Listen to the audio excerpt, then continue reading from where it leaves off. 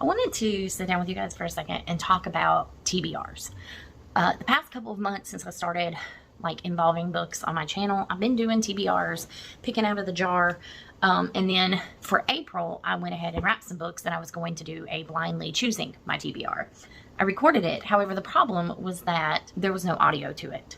So I went through this whole thing of recording my April TBR. I was explaining the books to you guys. Dylan participated in it. And then all I have is footage, which is kind of upsetting. And I had been sitting here trying to decide if I was even going to do an April TBR, because my March TBR, I've pretty much read all but 2 things on my March TBR, but I didn't finish a few others. And I was thinking, what do I like so much about a TBR? I like that it challenges me to read things that I probably would not automatically go to first, even though I bought the books. I know at some point I want to read what's on my physical TBR, but sometimes having a pre-selected TBR pushes me to pick up something that I might let sit on my shelf for 6 months. And then I always do, if you watch my TBR videos, you know I always have a few that I'm having in my, I want to read these this month. There's no question they're going to be read. And I liked having that balance. I like knowing that I had a set list of books that I was definitely interested in reading and I wanted to make them a part of my reading.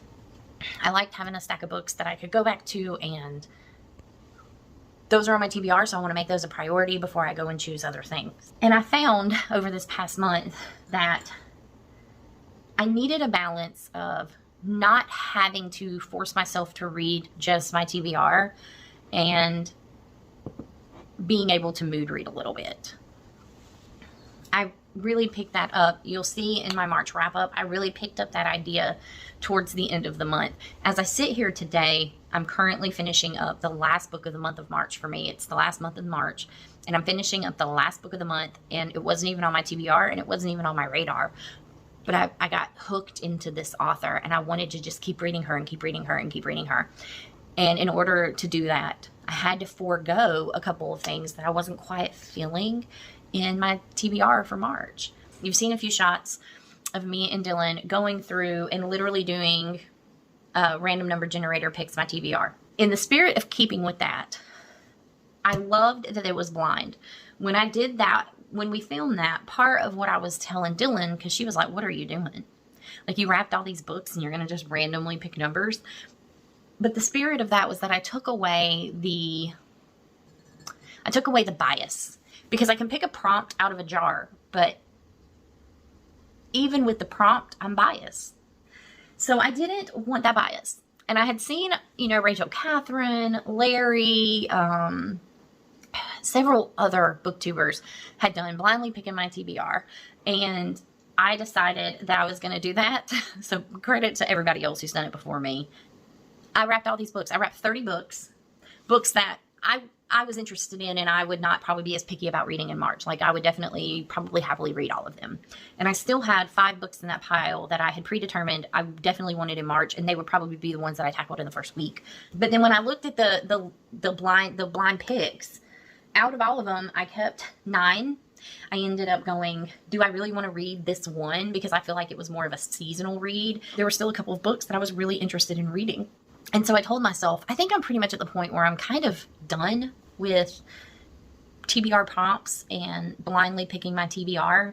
I think there is a balance to be had in a to be read list. And I think that there's some interest in fate choosing some things for your TBR. But I think there's also something to be said for people who mood read. I read mostly romance, and I think I have to allow myself to step out of that sometimes. And if the majority of the books on my shelf are romance, I don't really have a lot of leeway in that genre. And so being able to add books that are not romance to what would be a TBR for that month, and giving myself the freedom to choose if I want to break up my romance in the middle, seemed like the best bet for me, right? And so April's TBR is not exactly I blindly picked a random number generator, picked my TBR, or I picked the prompts. I decided to go back to my original concept, which was my TBR shelf. I wanted to put on this shelf all the books that I was really intrigued by. And that's all this shelf up here is going to be. This one right here. I want to first go through, I liked the idea of the books that I drew with the blindly choosing my TBR video idea that I decided to scrap. I wanted to keep these on my shelf. If we think about my TBR shelf as a priority shelf, we could probably go, well, I've got the books I guarantee I want to read as high priority. And then there are the books that were blindly chosen, were chosen by the number generator, and those are like medium priority. And then I have the ones that are sitting on this shelf now are my low priority. So if I feel like my medium priorities are not like calling to me when I'm sitting there trying to figure out what book I'm going to read next, then I can go to the low priority and see if maybe one of those is calling my name. I try to incorporate Kindle reads into my monthly TBRs. But the problem is that I kind of have been going back to Kindle and the books that I have sitting on there as these will be, you know, fun little things to break up the day. And usually they're smaller and I can get through them in one sitting. And the first thing I'm going to tell you guys that I did order, I don't have it, it'll be here Tuesday, is Most of All You by Mia Sheridan. My cousins and I ended up reading Archer's Voice, and then I went on to read Travis. So I'm highly riding the Mia Sheridan train right now. Now we're gonna go through the ones that I actually physically have in my hands right now. These were all chosen by the random number generator, except for one. I decided to take it off of the TBR because I wasn't really feeling it. It was very much a holiday book. And I'm not in the mood to really read super holiday ones. So the one that I had decided to take off of the April TBR was Love Light Farms. And I decided to sub it for Only When It's Us by Chloe Leese. This is a new series for me. It's about the Bergman brothers, I believe. And this is an enemies to lovers new adult romance that tackles the vulnerability of love with humor and heart. I would be more interested in starting this series now and keeping the Love Light Farm series till the end of the year, closer to Christmas. And then I had picked, and then the random number generator had picked Indigo Ridge by Devney Perry. I think it's kind of thriller-ish. There you go. The next one is Emily Henry Book Lovers. Our books are touch and go for me. I did love Happy Place. I'm saving beach read for the summer. We have a bunch of beach trips that we're taking, so I'm going to take that with us when we go. And then she has a new one coming out this month. This is One Summer, Two Rivals, a plot twist they won't see coming. So I really liked A Happy Place. I was one of those people who really liked it. I really hope that I love book lovers too. The next one is The Silent Patient. This book was recommended to me by my cousin Caitlin, and this is by Alec Michaelids. I can't pronounce his name, but there you go. I'm sure you guys know it. This is a horror book, according to Dylan. I thought it was maybe like a thriller or a psychological thriller. Apparently it's a horror story. A prompt in my TBR jar that was read a book your cousin recommended. I have so many cousins and I had them all recommend me books, but this is the one that Caitlin recommended to me. And she has a YouTube channel where she does like cash stuffing videos. So I'll link that down below. But she recommended The Silent Patient. But Dylan said it's really good. Caitlin said it's really good. And those are two people I love very deeply. So if they're telling me it's good, we're going to read this. It was picked by the random number generator, and it is a medium priority book. That was probably part of what inspired this whole thing, is I definitely have to be in the mood to want to read those kind of books. So the other one that was picked is The Broken Protector by Nicole Snow. New series that had popped up for me, and on a whim I ordered it off of Instagram, so we're gonna add that. And there is Some Girls Do by Jennifer Dugan. Jennifer Dugan wrote Hot Dog Girl, Veronica Comments, and Melt With You, and this is an LGBTQ plus book. I am really excited to read this. I think it's very important to get a variety of books in your repertoire and a variety of different demographics. So I haven't had, since I've started doing the channel, I don't think we've had any queer reads, so I'm excited for that. And then Girl Abroad by Elle Kennedy, brand new. If you are watching my video, you know who Elle Kennedy is. You probably love her books. I love Elle Kennedy's writing. And the only thing I'm bummed about is that I didn't get the pink book. I wanted the pink cover the minute I saw it, and I should have bought it, and I didn't. I guess I should tell you guys that this is about a girl who goes abroad for, I think, a semester of school, and she ends up having like 4 guys as roommates. I'm not sure if she's like a love triangle with all 4 of them, or if it's just a couple, but I'm pretty sure that there's some kind of love triangle there. And then the number generator picked A Long Shot by Kennedy Ryan. This is the first in the Hoops series, and I'm excited to read something different than hockey. Between reading hockey and going to hockey games, I'm pretty hockeyed out. So, and Kennedy Ryan writes beautifully. Really excited about that one. It's in the medium priority pile, but it'll probably be a top priority because I really want to get into the series.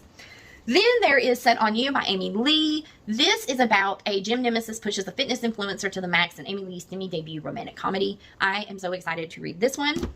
And then American Queen by Sierra Simone. This is the first one in 3 series, I believe. And this is about the president of the United States.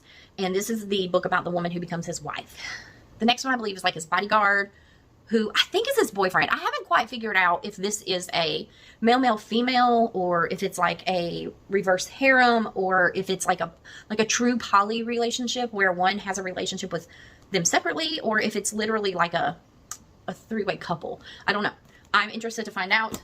So that wraps up the medium priority for the month, which, not a bad pile. Even if this was just like my April TBR that was picked, this is not a bad pile of books to go through and to have a choice to read. We're going to move into the 5 books that I definitely wanted to read this month. The first one we're going to talk about is Hidden Pictures by Jason Merkulak. This was a book that was gifted to me. Someone sent this in a box. Thank you. And I read the back of this and I was like, oh, I have to read it. It is definitely horror, but I hear there's a surprise ending in it that will blow my mind. We'll see. But this is definitely about a girl who starts babysitting for a family, and the little boy she's babysitting draws like pictures, and his pictures become darker and darker and darker, and that's the whole mystery surrounding this. So Hidden Pictures is a high priority for me this month. Another high priority for me is The Idea for You by Robin Lee. If you guys have seen the trailer for the new movie coming out with Anne Hathaway in it, I wanted to read the book first. I didn't even know this was a book. It is an age gap, and it is an older woman and a younger guy. The thing about, I like a good age gap romance, but the problem is that age gap romances where the woman is older can be kind of boring. I don't know why, but it's almost like people are afraid to let older women be adventurous and sexy, and sometimes those older women are the ones who are the most sexy. So it's always baffled me why we don't have a lot of really good age gaps where the woman is older. And so I want to read this one to see if it's done really well. The Idea of You, Robin Lee. The goal is to read this closer to the end of the month so that it's fresher in my mind when the movie comes out, which comes out in May, I believe. Next is Throttled by Lauren Asher. I have been wanting to read about like NASCAR, stock car type romance novels and heroes. The problem is that there are not a lot of NASCAR themed romance novels. There are some, what are they called? My grandma used to read these little romance novels, and they would be sent to her in the mail, and there was a whole series of them. And right now, I can't remember what they were, but they had a NASCAR series. I've already read those. So I decided to go F1. Since I'm watching the show on Netflix, F1 is as good. Well, it's not as good as a stock car, but it's fine. A race car driver is a race car driver. So Lauren Asher, Throttled. This is the Dirty Air series, book 1. I probably will go into book 2. I am that person who will indulge in this series. And then the next one I picked solely for the cover. I know it's about a musician and a chef who have like a hot weekend and something happens and brings them back together. But I picked this up from Barnes & Noble specifically for the cover, and it's Till There Was You by Lindsay Hammerhoff. I know nothing else about this. I don't know if I've even seen anybody really talk about this. So, but look how cute that cover is. That's so adorable. I don't even care if it's a terrible book. Like, I'm going to set it on my bookshelf so you can see it. It's so pretty. So pretty. And then the last one is Still Beating by Jennifer Hartman. Jennifer Hartman wrote June 1st. One of my all-time favorite books. Definitely one of the top that I've read this year. I would probably actually put June 1st in like my top 5 books. Actually, that's not a bad video idea. Ooh, not a bad video idea at all. But I want to read Lotus. I did not know until I saw Jennifer Hartman do an Instagram post where she said there was definitely a way you should read Lotus. She said to read Still Beating first, then go into Lotus, and then there's another one, I believe. So we're going to do that. So Still Beating, chances of me moving into Lotus after I do this one is very high. And these are the ones that I am high priority this month. We'll probably most definitely get into. And then finally, I have a couple of, I wouldn't call them the low priorities like these over here will be when we go through these books here in a minute. But these are definitely like medium low. I got Pamela Kelly, The Bookshop by the Bay. I want to read this. I think the plot is interesting. A mother and a daughter move to a bayside town. They open up a bookstore with this other woman. It feels very women lit fic. But I believe that there's maybe like some dashes of romance. It feels very Emily Henry to me.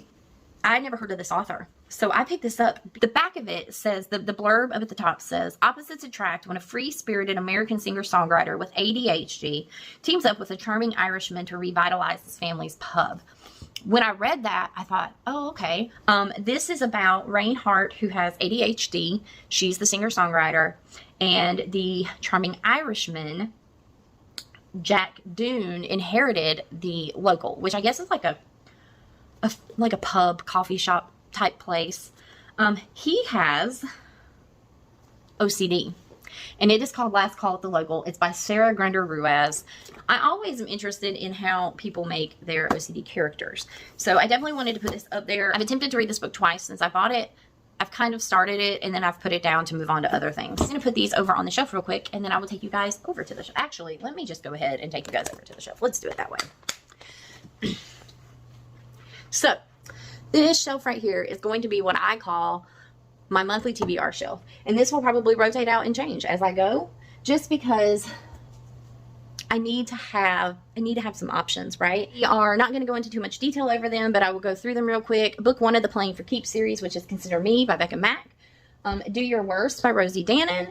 I finally have Magnolia Park sitting up here if I want to get on it. Right on Cue by Fallon Ballard. Ashley Poston's The 7-Year Slip is on here. And then Sophie Lark's the first book of the Brutal Prince series is on here. I also picked up Jennifer Lynn Barnes' Killer Instinct. This is book number 2 of the Naturals. I really enjoyed the Naturals, so I wanted to keep going with that series. And then Tessa Bailey, Fangirl Down. Again, it's just a different sport than hockey. I saw this one, and this gave me Gilmore Girl vibes, so I wanted to pick it up. It's called The Pumpkin Spice Cafe. It's by Lauren Gilmore, funny enough. This is a series of books about this small town. Other than that, I don't remember much else about it, so we got those. I did pick up 2 other of Christy Boyce's books. Christy Boyce wrote Dungeons and Dragons, which I can't get enough of. I thought it was really cute, so I wanted to go ahead and get that. And I really like it when I can find books that are appropriate enough for teens. And then I also wanted to put on here Goodbye, Def Leppard. This is about a woman who goes back in time and well, she doesn't physically go back in time, but she reminisces about her younger years. I feel like that was something I could really relate to. I also have on the TBR shelf The Naked Fisherman by Jewel E. Ann. My cousin Christy recommended this book to me. If I like this one, I'm going to buy the second one. And then this is a new series, which is probably the last thing I need is another series. But, this is the Wells Ranch series, book 1. I was kind of missing my cowboy, so I wanted to make sure I got one in here. But this is Alive in Wells, and it's by Bailey Hannah. And that was pretty much it. Oh, let me pull you guys down a little bit. I think at the end of the day, it really felt important to me to be able to read more based on my mood. And so I'm excited. I really think the way that my TBR is moving forward will be more conducive for me to read every month. And I'm also going to be opening up the ability to, I really struggled last month with DNFing books.